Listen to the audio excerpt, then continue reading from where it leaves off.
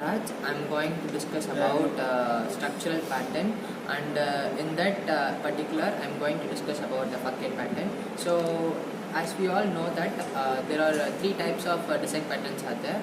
The first one is creational pattern, and the second one is structural pattern, and the third one is behavioral pattern. So in particular I'm going to say about what is structural pattern, and in particular I'm going to say about what is a facade pattern is about.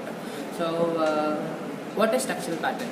So a pattern which is concerned with the class or an object creation which intend to form a larger structures, or we can put in another words like a pattern which simplifies the structures can be with by knowing their relationship among them can be known as structural pattern. So in that structural pattern we have types of structural patterns, for example adaptive pattern, bridge pattern, composite pattern, decorative pattern, facade pattern, flyweight pattern, and a proxy pattern.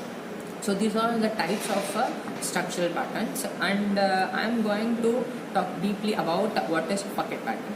So facade pattern, a pattern which provides an unified structures or an unified interface with as simple as possible by hiding the complexity level of the subsystems, subcomponents. It is known as the facade pattern. So I am going to explain this facade pattern with a small example. For example, you are going to buy a mobile phone through online application.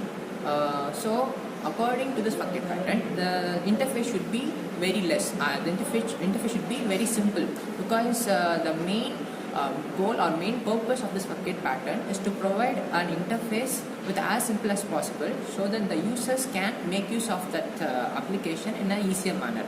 So for example, this about this buying of mobile phones with that application, on a first interface, the first interface provided by this facade pattern will be simple, like there will be only the list of mobile phones. There will not be any details about a particular mobile phone in the first interface itself.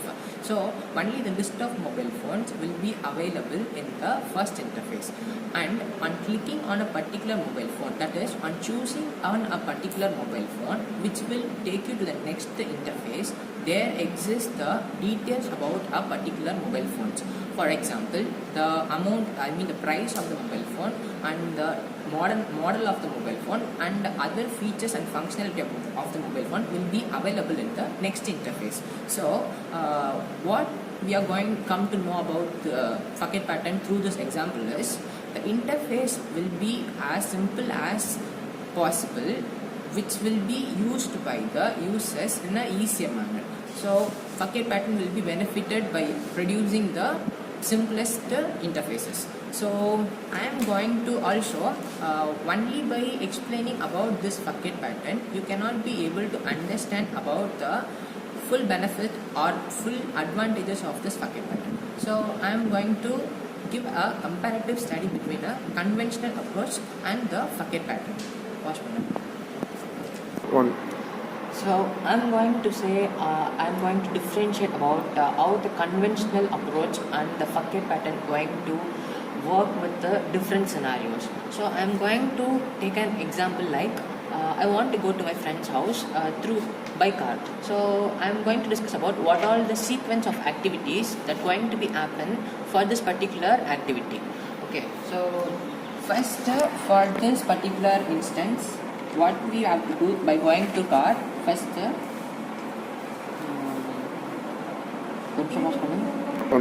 so the first instance will be injecting the fuel. So injecting the fuel will be the first sequence, and the next sequence is igniting the fuel, and the third sequence is all about turn on the headlights, and the fourth activity is all about put the gear, and the fifth activity is raise the accelerator.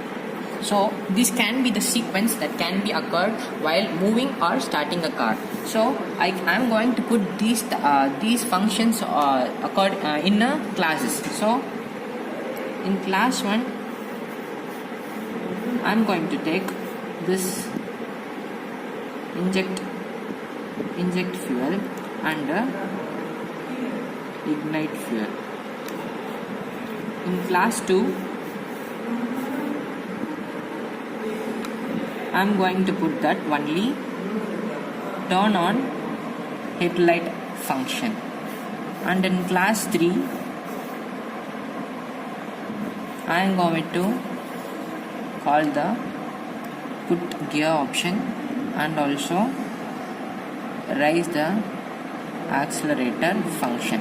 So I have mentioned the list of activities in 3 different classes. So how I am going to invoke these functions in a class, main classes.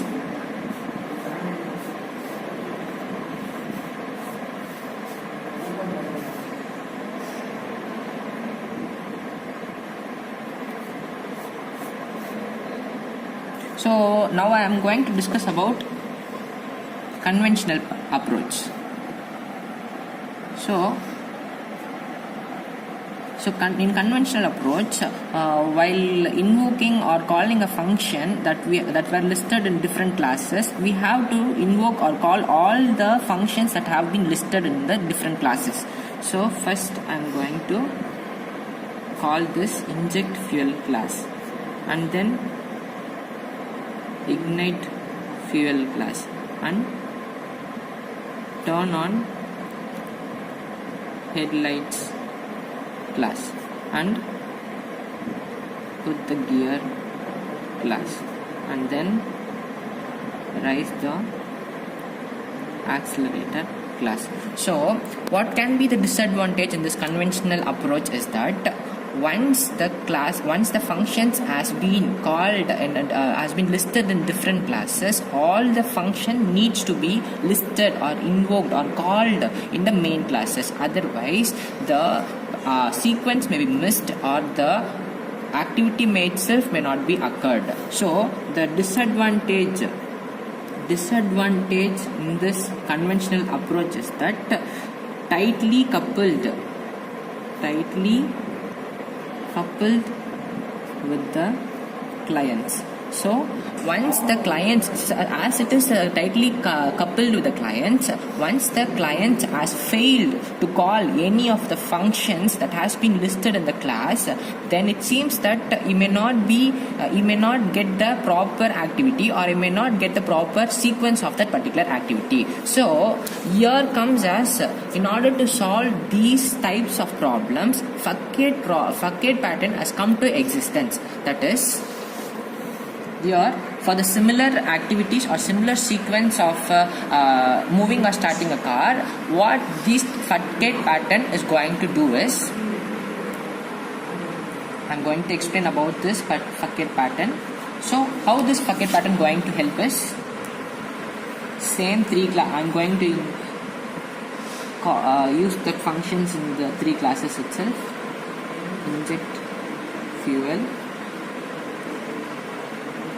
ignite fuel,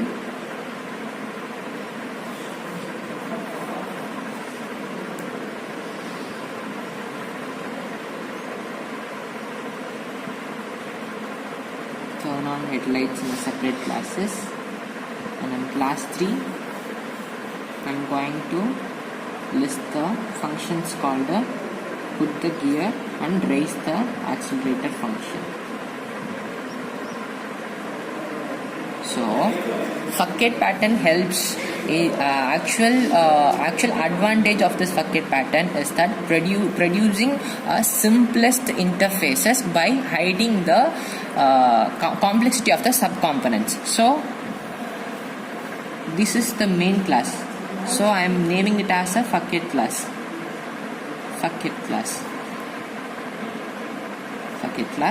So start and move. So these are the 2 functions.